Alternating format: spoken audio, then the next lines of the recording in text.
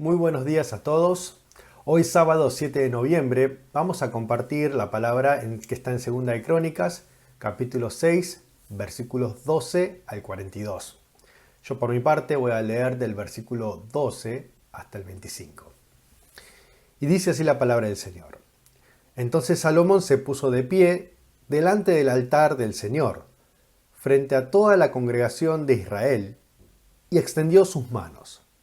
Pues Salomón había mandado hacer una plataforma de bronce de 2,5 metros de largo, 2,5 metros de ancho y 1,5 metros de alto, y la había puesto en medio del atrio.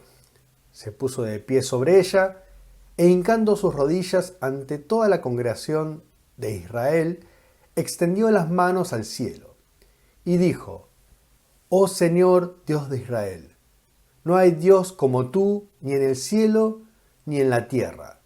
Tú guardas el pacto y la misericordia para con tus siervos que caminan delante de ti con todo su corazón.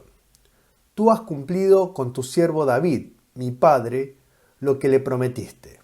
Con tu boca lo prometiste y con tu mano lo has cumplido, como sucede en este día. Ahora pues, oh Señor Dios de Israel, cumple con tu siervo David, mi padre, lo que le prometiste diciendo: no te faltará delante de mí un hombre que se siente en el trono de Israel, con tal que tus hijos guarden su camino para andar en mi ley, como tú has andado delante de mí. Ahora pues, oh Señor Dios de Israel, sea confirmada tu palabra que hablaste a tu siervo David. Pero es verdad que Dios ha de habitar con los hombres sobre la tierra.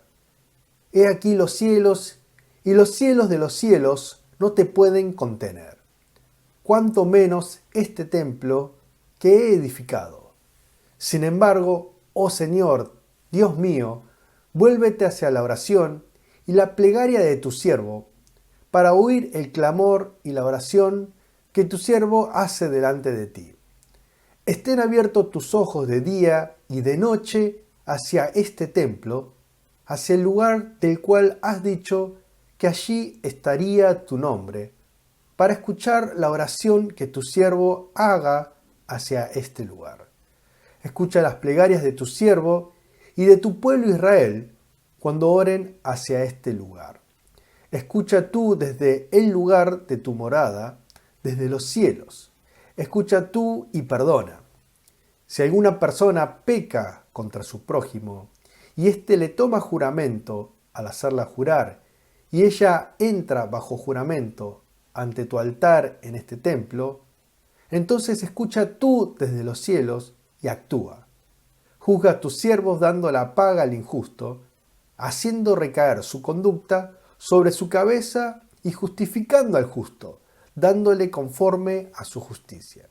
Si tu pueblo Israel es derrotado delante del enemigo por haber pecado contra ti, y ellos se vuelven y confiesan tu nombre, y oran y suplican ante ti en este templo, entonces escucha tú desde los cielos, perdona el pecado de tu pueblo Israel, y hazlos volver a la tierra que diste a ellos y a su padre. Amén.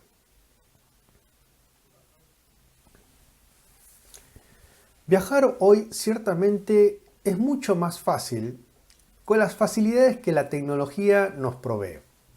Por ejemplo, cuando yo trabajaba como cobrador en una empresa de telecomunicaciones, tenía que viajar por toda la capital y el conurbano, de acá para allá en colectivo, subte, tren, y muchas veces no tenía ni la más remota idea de cómo ir a aquel lugar e incluso de cómo volver a casa. Literalmente tenía que ponerme a estudiar el recorrido, el mapa, antes de poder salir a la calle y ir de un lugar hacia el otro. Hoy con el GPS, con aplicaciones como Google Maps o Waze, todo es mucho más fácil. El celular te indica cuál es el camino más rápido, cuál es el más seguro, cuánto tardaremos, cómo lo haremos. hoy vivimos una época de oro respecto a cómo viajar, cómo llegar a destino. A veces quisiéramos que la vida espiritual tuviese una cierta especie de GPS que nos muestre el camino más rápido, mejor y más seguro para volver hacia la fe de donde nos hemos desviado. Es como que queremos que haya una respuesta fácil y rápida a los problemas que tenemos de toda índole. Como que hay un Waze espiritual que nos diga dónde están las cámaras que nos cobran multa, qué atajos tomar y cuál es el camino que nos conduce rapidito hacia Dios. En el pasaje de hoy nos encontramos con un momento clave para el pueblo de Israel. Podríamos decir que es el momento, tal vez espiritualmente hablando, mejor para el pueblo, porque nos encontramos con que se ha construido con el templo del Dios Altísimo y tenemos que incluso la nube de gloria, Dios mismo, habita en medio de Israel. Como afirma en el 5:13, la casa se llenó con una nube, la casa del Señor. Cuando la gloria de Dios llena nuestras casas, nuestros corazones. Cuando hemos contemplado la gloria de Dios, cuando hemos visto su rostro y nuestros corazones han saltado de regocijo, cuando sentimos que literalmente no hay nada en este mundo que se puede comparar con Él. Ese momento que ha marcado nuestras vidas, nuestros sentidos, nuestros afectos, porque nuestro corazón conoció una experiencia que nunca hemos conocido antes y nunca más volveremos a sentir. En nuestras vidas queremos que esta nube de gloria inunde nuestros corazones nuevamente, pero no sé, de alguna manera u otra nos hemos olvidado de Dios. De repente el amor de Cristo ya no es suficiente y nos encontramos día a día cada vez más que el Señor no nos emociona, no nos hace feliz y empezamos a reemplazarlo con estas cosas que cubren esta necesidad, pero que en realidad no lo hacen de manera completa. El trabajo, el dinero, el placer, el deporte. Nos encontramos acá con que Israel ya pasaron 600 años desde que Salomón hizo esta oración. Israel se había ido al exilio de Babilonia y volvió. Y ya han pasado 190 años. Nos encontramos con que la esperanza del pueblo de Israel se encuentra en el piso y se encuentra espiritualmente perdido. Y nos preguntamos entonces, ¿cómo volver hacia Dios? ¿Cómo volver de nuestra miseria? ¿Cómo volver nuestros ojos hacia Él una vez más? La respuesta que el cronista nos da es la oración de Salomón. Esta oración es clave para entender quién es Dios, cuál es el favor que ha derramado a favor de su pueblo y cómo retornar hacia Él. Mucho podemos decir respecto a este pasaje, pero hoy quisiera que podamos enfocarnos en esta sola verdad a partir de lo leído, y esto es que no existen atajos a la fe. Necesitamos caminar el sendero del arrepentimiento. No existen atajos en la fe, necesitamos caminar el sendero del arrepentimiento. El templo de Dios, como dijimos recién, es por lejos la obra máxima de la historia de la humanidad. No solamente por su belleza, su esplendor, lujo o majestad, porque ciertamente los detalles de oro y plata y piedras preciosas hacen que sea una obra increíble, especial, pero no única, porque muchas obras en la historia de la humanidad han sido embellecidas con piedras preciosas, con materiales preciosos. Lo que hace único al templo de Dios es que Dios mismo habita en él. Que Dios habite en medio de su pueblo es impensado para el ser humano, porque Dios es un Dios santo y como tal no puede habitar junto con el pecado, como así lo hemos visto en Génesis 3, en donde Adán y Eva son echados del jardín del Edén por rebelarse contra Dios y pecar. Pero en este templo de Salomón, vemos que Dios ha reservado un lugarcito especial, este lugar santísimo, en donde habita el arca del pacto. Es un lugar santo. Y la inaccesibilidad del recinto demuestra cuán restringido es el acceso del hombre ante la presencia de Dios. Esto nos hace ver que no somos nosotros lo suficientemente santos y dignos de estar frente a su presencia. Pero aún así, es Dios mismo es el que ha dado las órdenes para construir este lugar. ¿Por qué? Porque el deseo de Dios es el de estar en medio nuestro. Salomón entiende que esto es así y por eso pronuncia esta oración. Primeramente, dando gloria a la majestad de Dios.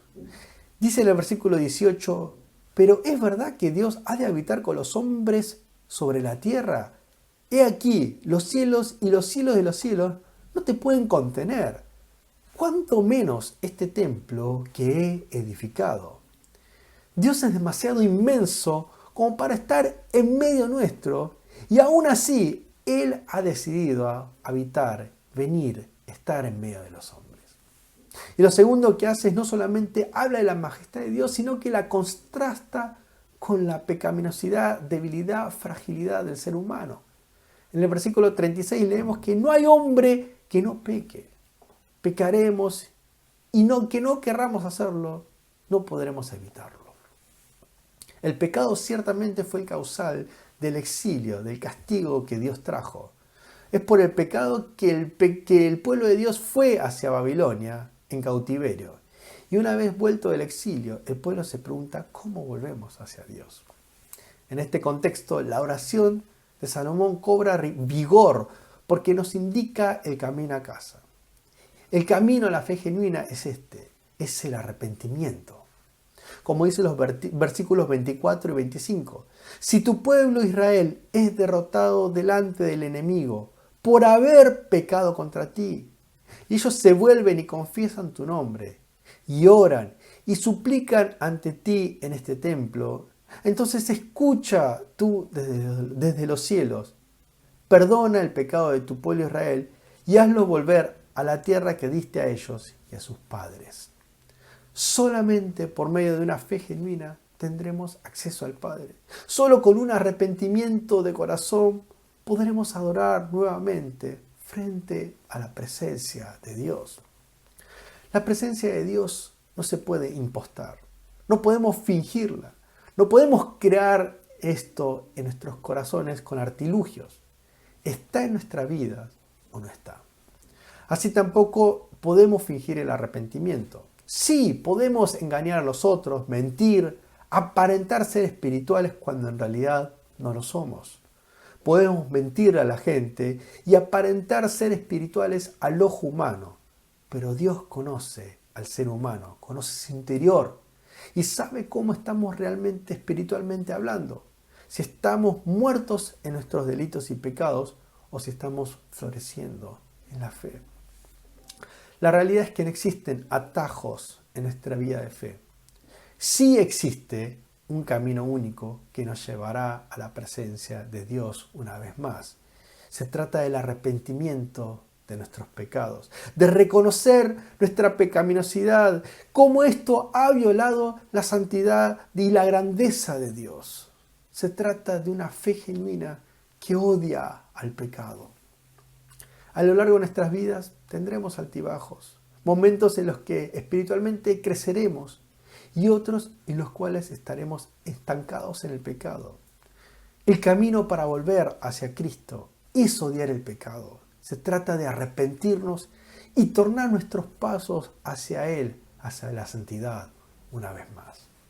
Solo así podremos disfrutar una vez más de la nube de gloria que inunda nuestros corazones y que llena de gozo una vez más nuestras vidas.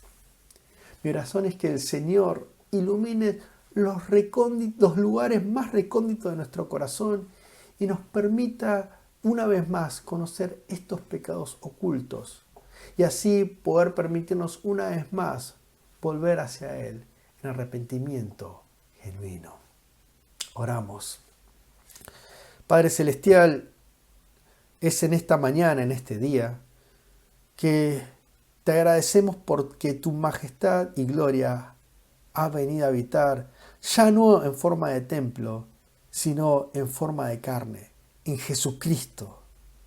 Señor, reconocemos tu majestad, tu belleza, y pedimos perdón porque ocultamos nuestros pecados delante tuyo y vivimos como si nada, cubriéndonos con excusas, con la ambición del dinero, del trabajo, del placer, del deporte.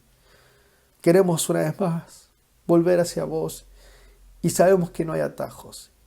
Y te pedimos, Señor, que ilumine nuestros corazones para que podamos una vez más reconocer tu santidad, tu majestad y nuestra debilidad. Y así al arrepentirnos poder disfrutar una vez más del peso de gloria, de la nube que viene a habitar en medio nuestro. Te damos gracias y oramos todo en el nombre de Jesucristo. Amén.